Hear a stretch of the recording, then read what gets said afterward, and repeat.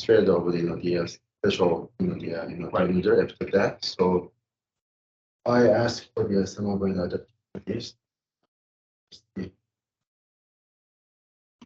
Good. Here we go.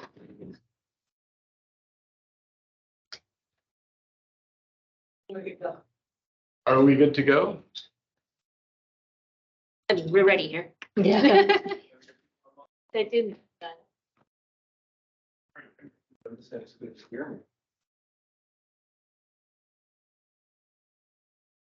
All right, well, welcome everybody. Welcome those who are online. Today we are fortunate to have María-Teresa Pay-Pérez from University of Barcelona. Maria joins us as an associate prof, which is great. And it's the Department of Genetics, Microbiology, and Statistics, University of Barcelona. She's been talking to us about source apportionment of ozone in Europe. So please join me in welcoming Maria. Okay. Thank you very much, Greg, for the introduction, and thank you for giving me that opportunity to present the result I've been doing in collaboration with other great researchers in the Barcelona Supercomputing Center at the CSIC, and also with ES Global. Those results are presented here as a summary of what have been done in terms of ozone source apportionment over Europe. So first of all, I would like to introduce a little bit myself because I will be here for 1 year more. I joined 1 year ago to the SOCAAR as a visiting professor. So my main challenge here are like apply exposure model. I'm interested in using novel data or algorithm to develop those models, and mainly related with an HI project related with the characterization of non-type IPM. As Greg said, I'm recently an associate professor of the University of Barcelona, where I mainly teach statistics and data analysis to engineers and other environmental scientists. So, but my former scientist career was as a research scientist in the Barcelona Supercomputing Center, where I was mainly a modeler using chemical transport model, and I developed during my PhD the first air quality forecast system for Spain that I use for other research studies. My presentation today will be split in 4 steps. So I will introduce you with the main problem of ozone in Europe, levels, impact, and legislation. I introduced the tool that we use to increment the research on the origin of ozone, which are source apportionment techniques. And I use those techniques through 3 main studies. The main one is already published and the other are on the way. And finally, I will conclude with some conclusions. So mainly, as you may know, ozone is a chemical, is a result of a chemical reaction, and via the oxidation of CO, methane in the presence of nitrogen oxide. As a photochemical formation, it's a very important temperature and solar radiation. So you maybe expect that high ozone concentration are found in summer when we have clear skies and high temperature, and especially during daytime. On the other way around, ozone is mainly controlled by bugs, which are mainly from these solvents, used domestic heating, domestic emissions, or biogenic emission. And also it's controlled by NOx, which are mainly result of the combustion of fossil fuels. So this turn out that ozone it's present like low concentration in urban or close to urban areas, and it increased or present high levels in urban and rural downwind those areas because bugs and NOx enhance the ozone formation. So ozone, it's like a very controlling, it's controlling this potential oxidation of the troposphere. As you may know, the main impact of ozone is on health because it's a high oxidant pollutant, so affect respiratory and cardiovascular system. Also affect the ecosystem. It damage building infrastructure and also crops and wildfire, reducing the growth rate and so. Also, ozone is a greenhouse gas contributing to the global warming. And it turns out that ozone is a global problem. Even in developing countries like US or in Europe, we have made a lot of efforts to reduce ozone precursors. We have a still problem with ozone exposure. And this problem is even higher in areas in developing countries. You can see here in Middle East or in Asia. So how ozone is regulated internationally. So in this table, I show you a comparison of different international air quality standards for ozone in comparison with the World Health Organization. And as you can see, for mainly ozone is the indicator used to assess ozone is based on the average period 8 hours or 1 hour, especially 1 hour. We can see how in international regulation are less or are weaker than the World Health Organization guideline. Europe and Canada are close, but US is still less relaxed, right? And maybe it could be related with the fact that in the US, these air quality standards are legally bounded and has to be attended. Meanwhile, in Europe and Canada, these are mainly suggestions or recommendations. One thing that I would like to highlight here is with the new World Health Organization guidelines, appear a new indicator that has demonstrated to have high impact on health, which is the peak season, which is regulated at what is suggested to be like 30 ppbs. This peak season standard, it's calculated as an average of the 6 consecutive months with the highest 6-month running average concentration, which is in North Hemispheric is around the summer season.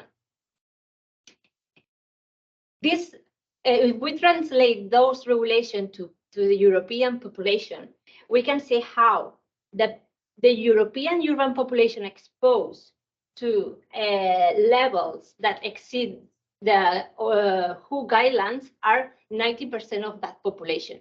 Meanwhile, only the 30% of the population is exposed when we talk about in terms of the standard air quality, European air quality standard. It's also quantified that the people that die prematurely due to ozone exposure is around 18,000 people. Take into account that the WHO guidelines are not based in technical or economical issues. They are based only on health evidences. So it's hard for countries to take measures to accomplish that levels, even when we don't know which are the sources that control ozone. Here it's the levels of ozone in Europe. So as many other trend studies in the world, they say that the long-term average concentration of ozone is increasing slightly, and is mainly increasing in traffic station in urban areas. And the peak ozone concentration is decreasing, maybe around 2 and 5% at background site. This is the result of the measure that had been implemented in Europe. But still, we have room for improvement also. In this map, show the ozone maximum daily 8-hour mean in 2019. And as you can see, the highest levels are found in Southern Europe, where the synoptic condition favor the standard, the stagnation during summer with clear sky and high temperature. And also, the Mediterranean basin is a receptor of long train transport ozone from Asia, other parts of Europe, and North Hemisphere. I will focus in my presentation here in the Southwest Europe, which is called the Iberian Peninsula, which cover mainly Spain, Portugal, and south of France.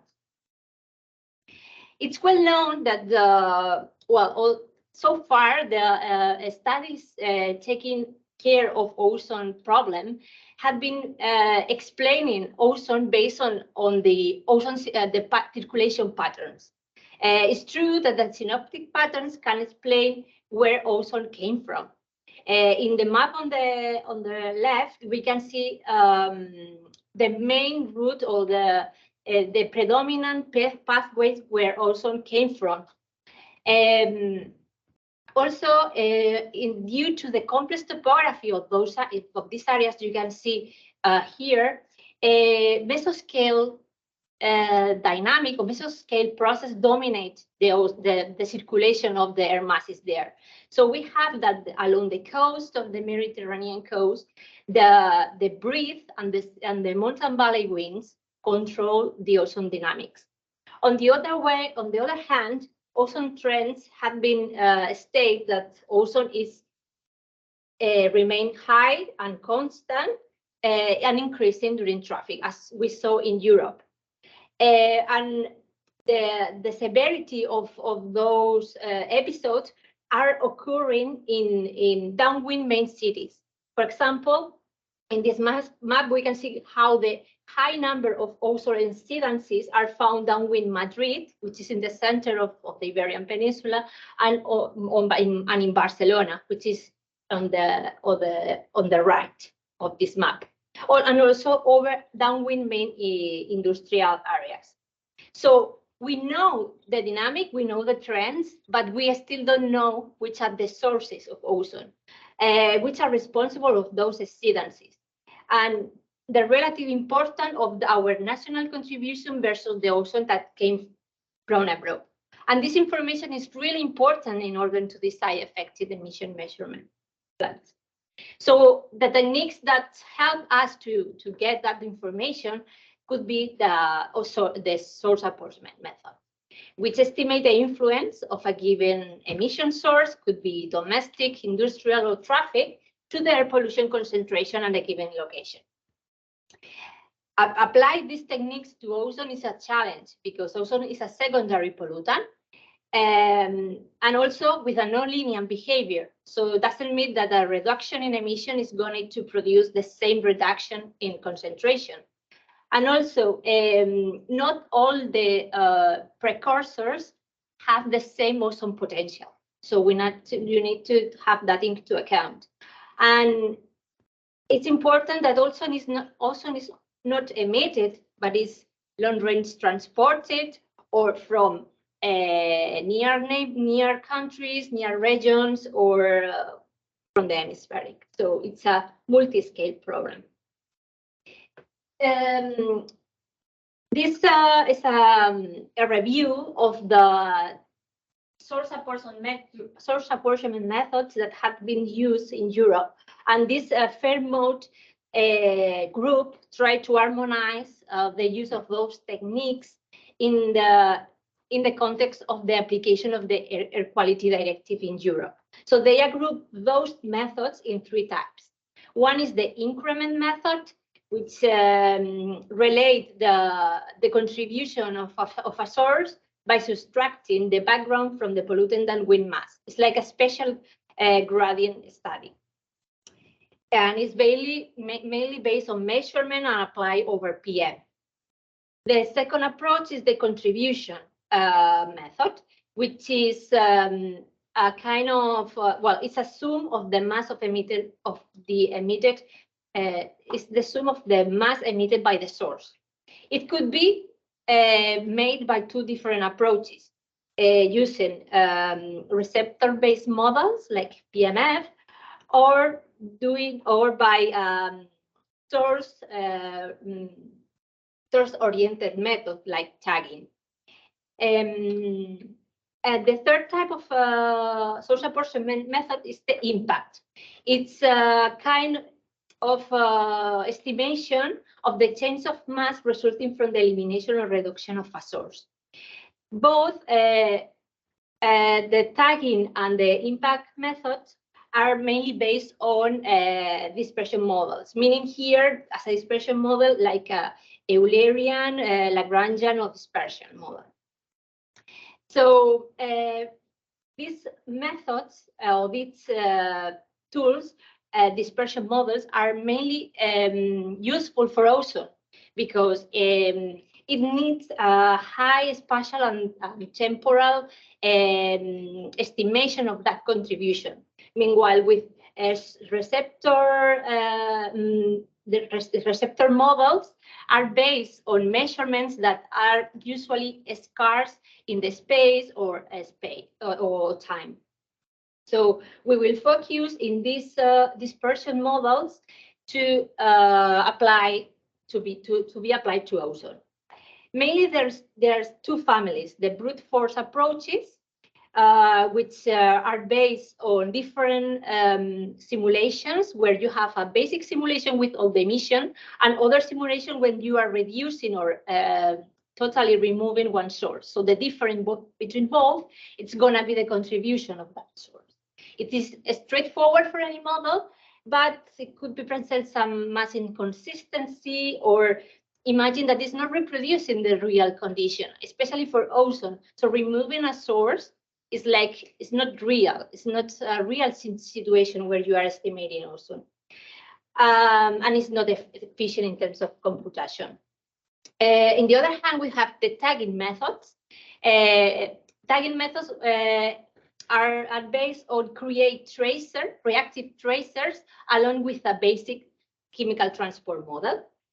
Those reactive tracers suffer all the physical and chemical processes, like advection, chemical reaction, diffusion, whatever. And it represents really the real condition of the ozone, and it's more appropriate for secondary polar. So I will be using these tagging techniques in my result later. And I would like to highlight that in both approaches, emission inventories or emission models are critical, because if you are not reproducing or you're not having a good characterization of the emissions you are using, you end up having wrong results. So how these techniques are implemented in models? So I'm using the integrated source apportionment method, which is along with the CMAC model, which is a chemical transport model developed by the US Environmental Protection Agency. This algorithm allows the contribution from regions and activity sector, or the combination of both, together with the boundary condition. It based as a first step to allocate the ozone formation to NOx of box, based on the gross production of the hydroxyl peroxide or the nitric acid. If the formation of ozone is NOx limited, then the ozone, the contribution to ozone is gonna based on the calculation of the reaction, the tracers of NOx.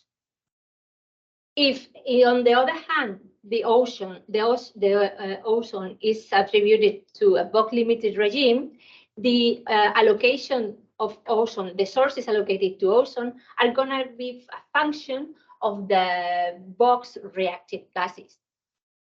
Note how in the case of box, the formation of ozone is controlled by this parameter, the maximum incremental reactivity. It's a way to introduce the ozone formation, the potential formation. And this technique is important to know that it's mass conservative. So the total ozone is going to be the sum of the ozone produced by NOx limited regimes and the box limited regime. But how this chemical transport model include these ozone processes to be modeled? So basically, this graph show the main processes. So you have that in a chemical transport model, the Earth is spread in a grid. You have horizontal resolution with longitude and longitude, and vertical resolution that could be altitude of pressure. You have their physical processes like advection, mixing in the planetary boundary layer, convection, and also temperature, cloud cover, etc. On the other hand, you have chemical processes like the chemical production, the oxygen destruction, and cloud and aerosol chemistry, and deposition. And the other component that is very important is the emission of ozone precursors that could be or anthropogenic or biogenic, and these precursors offer the same processes as ozone. In my results, what I've been using is an air quality forecast system called Calliope, which the main focus is to forecast air pollution in Spain. But the main components of this model or system, it's common to many others. So first we have the meteorological model, in our case is WRF, that is run in an estimate mode in order to have high resolution over our target domain, which is Spain. And we need boundary condition for a global model. We need emissions that came from another model, which is the name is Hermes, and could be used in different approaches depending on the information that is available. Could be top-down or bottom-up approaches. So obviously, emission needs meteorological data because there are biogenic emission or traffic emission that can be depending on those parameters. Those inputs are feeding the chemical transport model, which is, as I told you before, is TMAC. And this model was estimate or calculate all the chemical and physical processes to produce the pollutant. In this case, I'm showing this maps show the PM concentration in Spain, the PM10. And imagine that here is really important because Spain is very close to the Sahara Desert, which is one of the biggest deserts in the world. And here is a PM episode.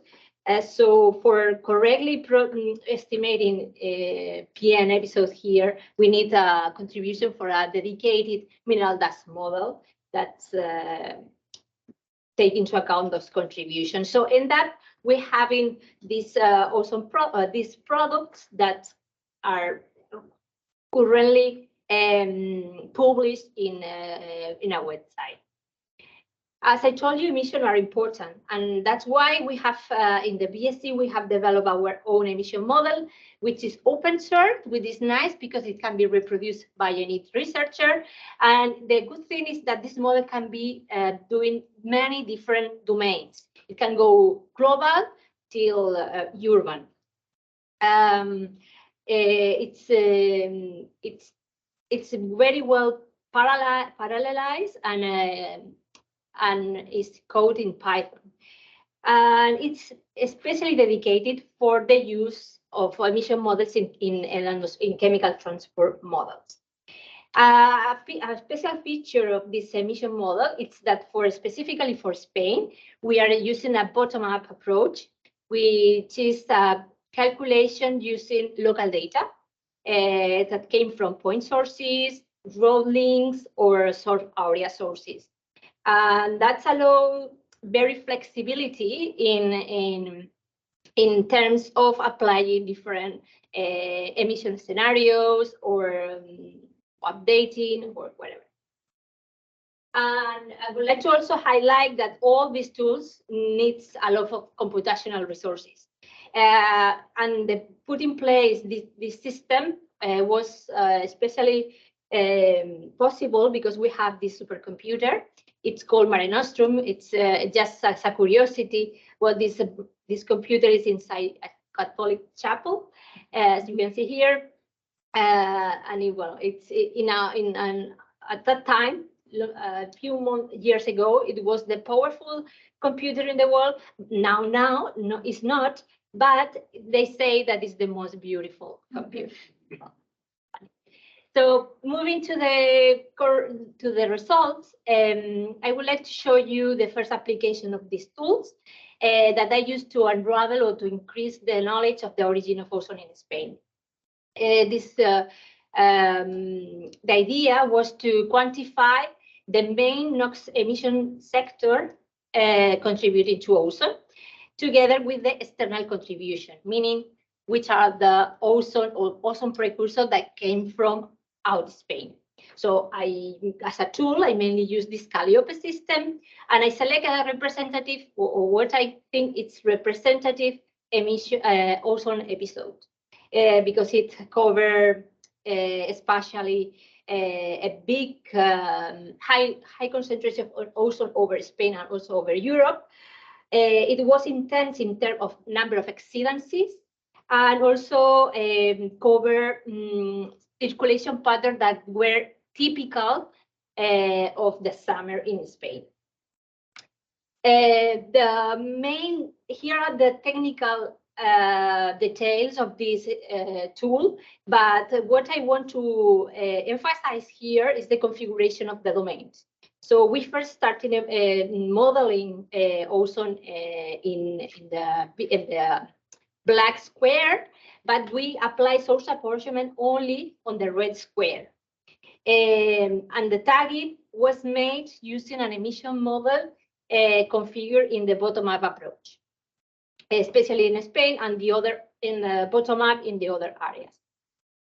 The tagged sources that we implement in this study were sector accounting by the 92% of the total NOx, which are by order on importance, the on-road traffic, which are in yellow, the non-road transport, which are in brown, the power plants and the industry, which are in orange and purple respectively, and the other sectors were lumped in a tag called other. We do that because source apportionment are very demanding when you are increasing the number of sources to be tagged. So as a first approach, we just keep the main emission, NOx emission sources as a first approach, okay? But doesn't mean that the other sources are not taken into account. It's just they are not labeled. In others, we are lumping sector like residential and commercial combustion, fugitive emission, agriculture, and other sources. The tagging method also allows us to tag the boundary condition or what we call imported ozone, which is the ozone coming from or crossing this red square and is represented with the blue arrows. And also allows us to attack initial condition, which are negligible after 3 or after 8 days of spin up. So these are the first results for 19 percentile of NO2 and ozone concentration, just the patterns of both of them in 3 days that are where we detect high number of exceedance. Overall, I want to show you that it's mainly in standard condition when we have higher ozone concentration affecting most of the Iberian Peninsula. And it's as you can see, for example, in the last day, the 31st of July, you can see how the highest ozone concentration are found inland. Inland, the Mediterranean coast. That's a result of the mesoscale processes like sea breeze. Sea breeze here is very intense. So ozone is transported inland during the afternoon, and the peaks are found inland. So it's a typical thing that happened here. Also, we can see how the synoptic conditions are controlling urban plumes. So, for example, this day, the last day, the 31st of July, you can see how the urban plume coming from Madrid extend very far away from the source. And here are the really source apportionment results. So what we have here is the total ozone on the left and the apportion sector on the right. So you can see how by far the imported ozone is the highest contributor. Power plants and industry, which include the high elevated point sources, have the same pattern more or less, but contribution around 15 or 20 micrograms per cubic meter. On-road transport is the second highest contribution, especially downwind Madrid and Barcelona. And on-road transport, which include, I forgot to mention, but the non-road transport include shipping, airports, airplanes, and agricultural machinery. So as you can see, how along the Strait of Gibraltar, which is this small pass between Spain and Morocco, there is a lot of traffic here coming from the Mediterranean Sea to the north of Europe. So there's a lot of contribution from shipping there. And also the other contribution, which is lumped with among with different sectors.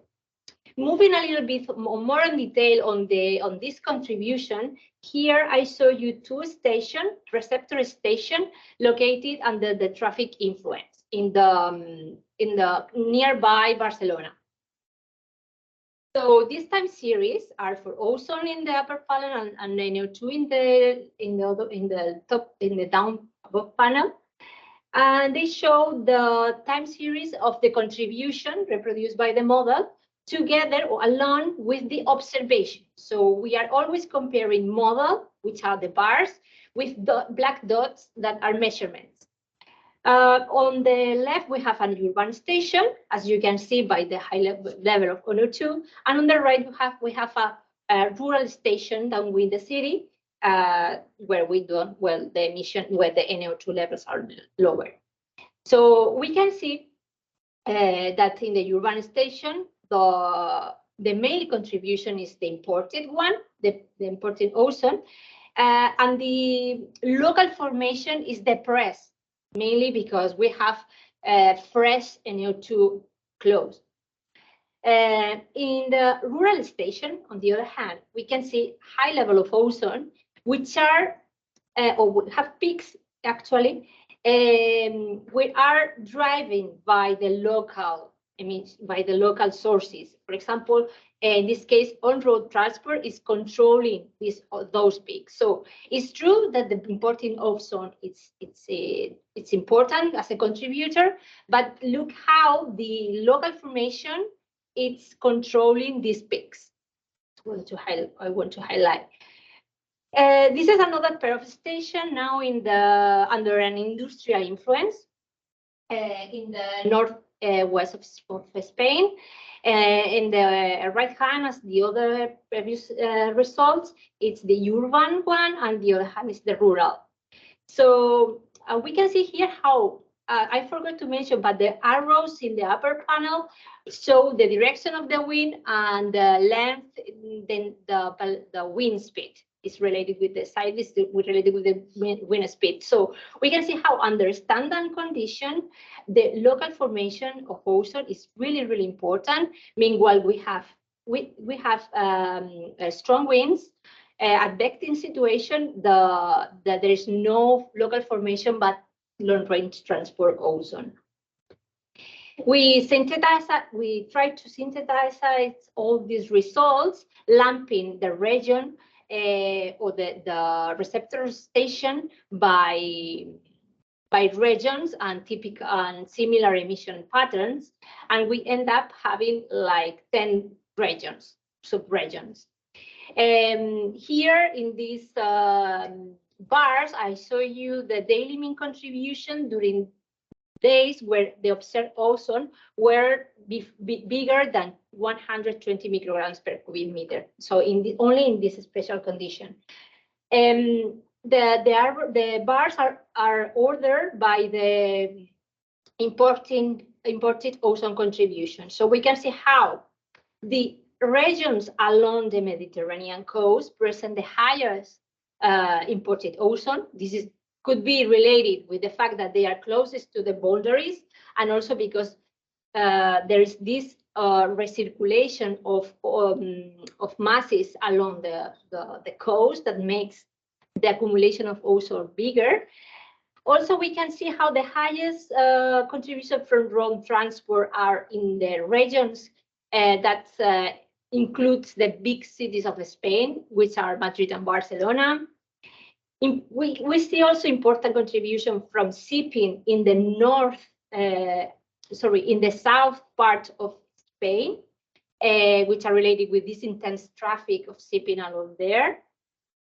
And we detect a group of 3 regions, which are in the north of Spain and the south of Spain, with important industrial contribution. When we saw these results to people in the politician or people that manage air quality in Spain, they were very surprised about this large contribution of imported ozone. And we have to think that ozone is in the clean condition or in remote rural background areas is still high. It's around 20, 40 ppbs. So if we are increasing that, we are more vulnerable to photochemical episodes that could happen due to the emission of other precursors. So where we can see in this movie how, in this case, ozone is not affected. It seems like coming from somewhere above. So that makes us to think that maybe we should look at the vertical distribution or the vertical profile of ozone to see what's going on up there. And this is what we did. We plot the cross section of the ozone radio in this along this line, crossing mainly Madrid in a constant latitude, and we represent in these vertical profiles the planetary boundary layer changing from the 6-hour in the morning, 12-hour in the morning, and 18-hour in the afternoon. So as we can see, the free troposphere present high ozone concentration. This is normal because this is the ozone that came from the long range transport. But if you see when the morning and the sun is hitting the surface, this PBL is growing, and it reached the high ozone concentration above, and this makes that the ozone that go inside the PBL is fast mixed with the ozone in the surface, and it's increasing the ground ozone concentration. So it's a mix of advection and vertical mixing, what is making this high ozone or imported concentration high in the surface. Moving to another kind of study, here I show you the application of this kind of techniques to try to understand which is the influence of the ozone coming from other countries. We configure our study considering European countries, and we want to know how much ozone coming from France or coming from Germany is affecting the ozone measure or breathe in Spain. So we configure our system in the similar way as I showed you before. We have to decrease or increase the resolution by 18 kilometers, which was too demanded, and we expand our period of study to 3 years and the whole summer to have a more representative experiment. The results are not published yet, they are in preparation, but I can show you here some of them. Where we end up estimating the contribution of the foreign ozone coming to each country. And also we saw that the hemispheric contribution is important for all the countries. We found that there are like 2 main exporters of ozone, which are France and Germany, and also importer. So in the same way, UK is also a top exporter, not importer because it's in the boundary zone of Europe. Italy, as you can see here, it's having the highest contribution of ozone, but it's more important than the exporter. And Spain and Poland is more or less the same, export and import. Well, this is a flavor, gives you a flavor of the kind of information we are having when we are applying this to specific studies. The same way we apply those results to estimate those concentration in terms of mortality. So how much death I have in Spain due to ozone that is imported from Germany or Italy, wherever. So for this study, we use weekly time series of all-cause mortality counts and annual population estimates. But mainly, the information we get is the effect of ozone on mortality from a big multi-country study that has been performed in terms of epidemiology recently. And we turn out giving this kind of information. So the spatial distribution of attributable mortality caused by each country. So yeah, it's kind of impressive how when you translate that in number of deaths, it's quite impressive. So just as a conclusion, this result that I show you here at the first application of the source apportionment techniques in the south of Europe, it was very useful because for the first time we were able to demonstrate that the ozone is not just a local problem, but regional and hemispheric. That means that we need let's say, coordinated effort at those levels to really mitigate that problem. Also, imported ozone, or what we call imported ozone, it's true. It's important in terms of the mean contribution, but it's the regional and local production what makes the difference in terms of episodes. In central and northeastern Spain, we have that the higher contribution is land transport because it accounts the main cities in Spain. We identify that the main areas with the industrial contribution at the north and the south. And also we highlight that the non-transport could be such as important as the road transport in terms of the ozone in all regions in Spain, because we are a lot of coast, a lot of big harbors, and we are a pathway of main shipping routes.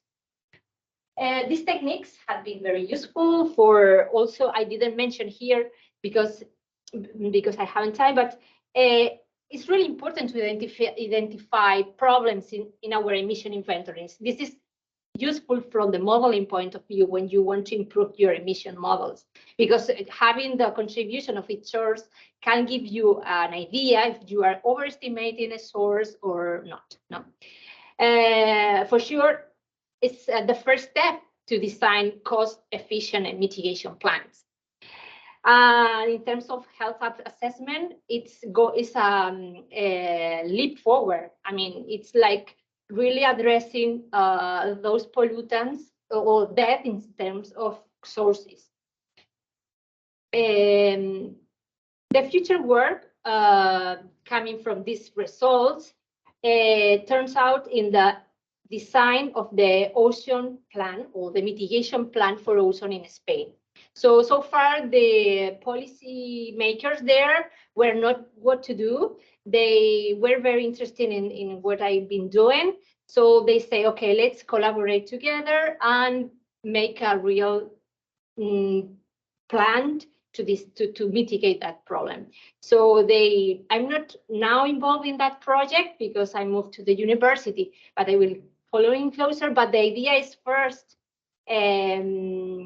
design or increase the information or the knowledge about the origin of ozone by source apportionment techniques, expand the study of the study period, better understanding the ozone formation potential from box, which are very important, especially for the solvent use these days, and also combining with measurements. So measurement of box nowadays is really important because we have a lot of uncertainties in our emission models related to box.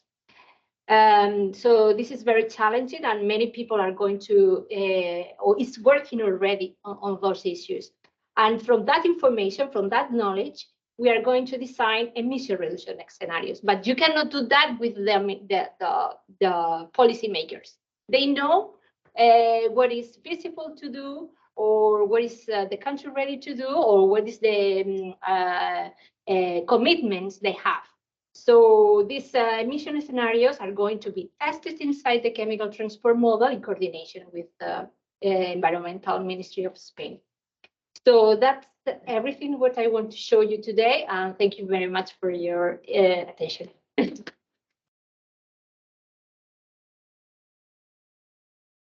Questions? See if there's, Taylor, go ahead and we should check online as well. So on slides around 20 to 24-ish, you showed the map of all of Spain and Portugal in that area. And you could really clearly pick out where the shipping routes are because the ozone was lower on those areas. You mean Yeah. wherever? Yeah, like these. For example, So here. like the total ozone, yeah, like right there, and then kind of going up on the western border of Portugal, it seems like it's lower too. So my question would be, you showed on the earlier slide, you talked about the different sectors that are sources of ozone, but it seems, judging from this, that like off-road transportation would be a big ozone sink instead of an ozone source. So was it a net source or a net sink? Yeah, it's a sink along the route, but downwind, so inland, it's increasing. So we can see, for example, in this picture here, that this contribution, okay, it's inland, it's around 30 micrograms per cubic meter for the 90 percentile of that day. Okay, so it's kind of it's a sink in the near field, and then once it has time to react. Exactly. Okay, so then my follow-up question would be, how is that applied when you're talking about doing source apportionment to find out which countries are responsible for which emissions? Because if you have a ship, like where do you count that? Like the port of origin, or? I don't know how it works in Canada, but the shipping emissions are international shipping, so it's not attributed to any country. So only harbor emissions from the harbor are account to that emission to that country. Okay. So yeah, there is a lack of legislation actually regulating shipping emission, and this is things that has to be addressed sooner or later, because actually in that study we create a tag which is C, addressing or tagging the emission coming from shipping. I don't have the results here, but they are really important, especially in the southwestern Europe. Well, you can see more or less here because it's the aggregate. It's the blue one, especially in Italy. So yeah, it's a good question actually. Yeah, it's something that should be addressed. Yeah. Like large fraction of the ships are registered in Liberia or something. Yeah, I was Yeah. just thinking like The if Liberia missions. you have like a holdup at the Suez or something like that, like they're all just sitting there in the bay, like who takes responsibility for that? Maritime law. Yeah, it's just pirate code. Want to check online and then we'll come back to another question in the room. Oh my gosh, it's huge. Oh, that's a transcript. Oh, that's a transcript. Okay. But I don't want to see my translation. Yeah. Any questions for anyone online? Well, it's Jeff here. I can always ask a question, many. We'll go for one. Well, go for one. I mean, okay, I'm interested in the really local scale stuff, and you might have talked about that before I joined because I joined late, but I guess I just sort of ask a really broad question, which might be what maybe you would see as some of the biggest surprises that you did in this work. Were there any things that surprised you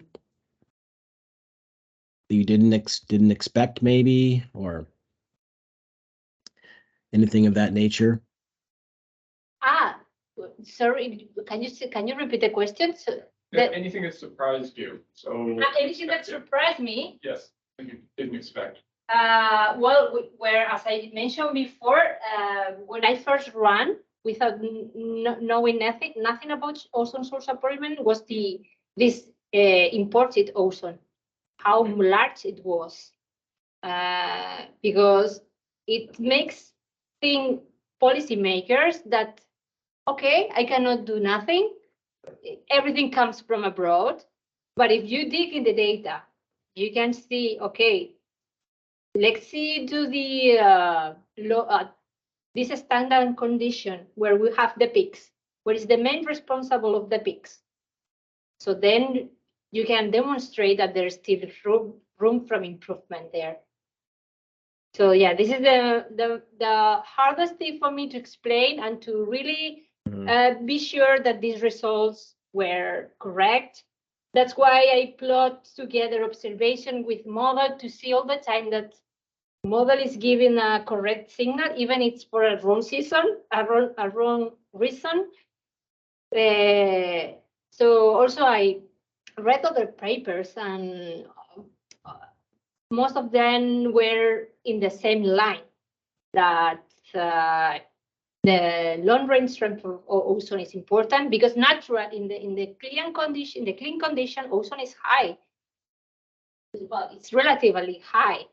So yeah, sorry, I extend too much my answer, but I don't know if I answer correct to what you expect. Well, yeah, I don't know. There's clearly there's many surprises, but I think the large background contribution or exported contribution, but that there's definitely local contributions, which certainly will be different in different parts of Spain, but in different episodes. I know, like when we studied it a lot, and you know what's great about this, of course, is that in addition to all the complexities, you've got the coastal complexities, and the lack of a sink when it's over the ocean. Like obviously, when you got a ship, there's a sink, but other than that, ozone can move around a lot over the ocean. Yeah, like there, of course, north of Africa, which is much like we see over the Great Lakes, and then it's a little bit harder to know when you get a peak along the coast. So the ozone's highest clearly along that coastline, the Spanish coastline there. Oh yeah. Where that came from, but similar challenges in places like Toronto, where Toronto's ozone, or our precursors from Toronto that form ozone, show up further east along the coastline in, in small communities in Ontario. But generally, and maybe you'll this number, and I think you had it in there. We tended to see in some earlier ozone intensive studies that we did that the local increase, there is certainly the imported, and we have our friends to the south that provide a lot of ozone to Ontario, but that very localized emissions could raise the maxima on days of photochemical activity by typically 30%. So there was always this local, and it was sort of seemed to cap out at about 30% rise above sort of the more regional levels. I don't know if that 30% number ever popped up in some of the ways you've looked at the data, but interesting meteorology on the coasts. That's the main thing. Yeah. Especially it's very complex in terms of terrain. And yeah, this mesoscale phenomena, like mountain valley winds, because we have mountains along the coast.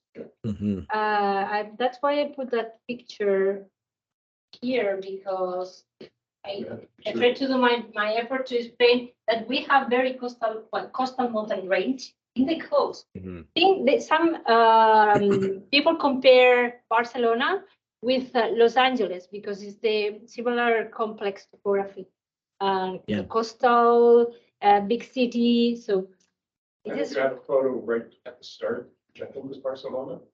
Sorry again? You had a photo, I think, right at the start, which I think was Barcelona, if I recognized it, of a smog day early on. I think your title slide or your second slide was a picture of a smog day, and I think that was Barcelona, if I recognize it. It's Barcelona, exactly. I see the church in the background. Yeah, we have here Sagrada Familia, if you're familiar with.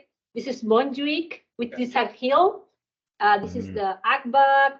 Here we have the Vela Hotel. I think you have, and also a similar one hotel. Very good. Yeah.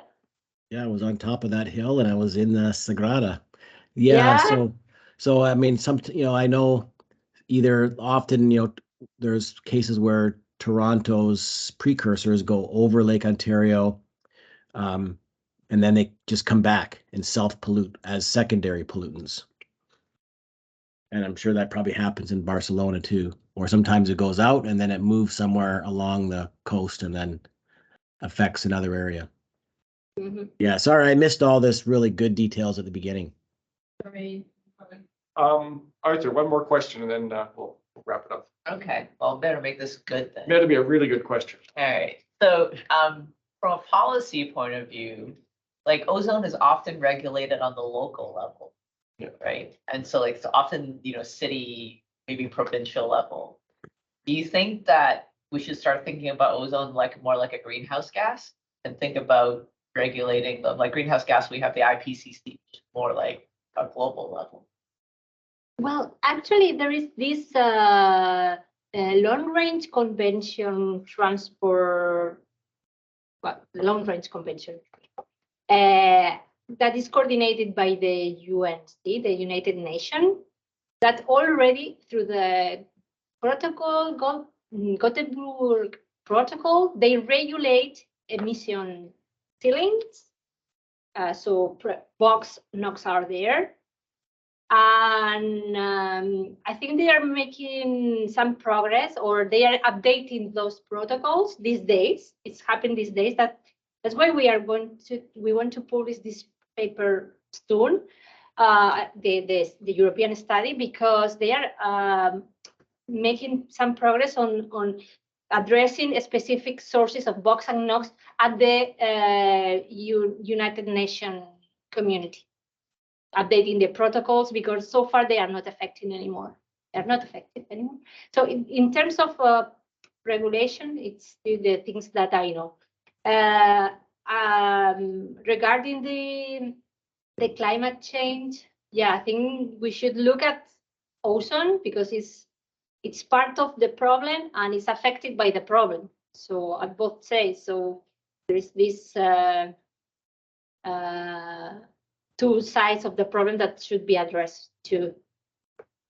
Yeah, and measurements should, or mitigation measurements should apply, taking both visions, the short term and the long term, and the climate impact. Thanks. Great, well, thank you. I know many decades ago when I used to do modeling, I always prayed that the models would work, but I never done the thought of putting the computer actually in a cathedral or a chapel. Perhaps why my models didn't work as well, You but need divine intervention. I need divine intervention, so. Yes, thank you so much for a fascinating talk, and I have more questions, and others may, so Maria will be here for another year, so we get lots of time to ask further questions, but thank you for now for an excellent presentation. Thank you very much.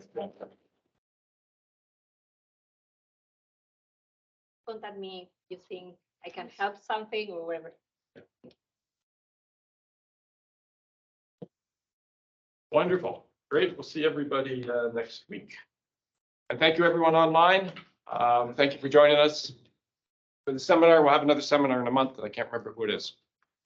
Anyone remember? No one remembers, okay. Charles gonna present. No. And then we're gonna